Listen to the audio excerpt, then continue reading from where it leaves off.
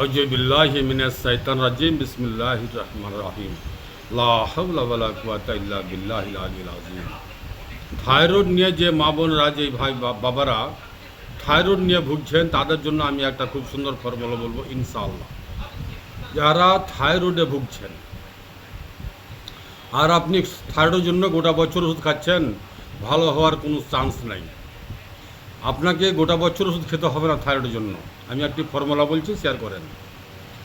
এক মুঠ ধনিয়া, যেই ধনিয়া আমরা তরকারিতে খাই, গোটা ধনিয়া ভরা এক মুঠ, যে খাবে তার মুঠের এক মুঠ ধনিয়া আর হাফ চামচা গোলমরিচের গুঁড়া, হাফ চামচা গোলমরিচের পাউডার, সন্ধ্যা রাত্রে দেড় গ্লাস পানিতে ছেড়ে দিবেন ধনিয়া এবং গোলমরিচের পাউডার। সকালে খুব সুন্দর করে গরম করবেন, গরম করার পরে ছেঁকে নেবেন, ছেঁকে নিয়ে সকালে খালি পেটে শুধুমাত্র পানিটা খাবেন, ধনিয়া গোলমরিচ ফেলে দেন। এবং ধনিয়া পাতার চাটনি খাবেন, যাকে ধনিয়া পাত্তা বলা হয়। এই ধনিয়াই হচ্ছে আপনার থাইরয়েডের ওষুধ। আর আপনি ধনিয়া বাদ দিয়ে দিচ্ছেন, ধনিয়া পাত্তা বাদ দিচ্ছেন আর মেডিসিন খেয়ে বাড়াচ্ছেন। চিন্তা ভাবনা করে দেখেন, ন্যাচুরাল দিয়ে যদি আপনার ট্রিটমেন্ট হয়, তাহলে আপনি মেডিসিন কেন খান?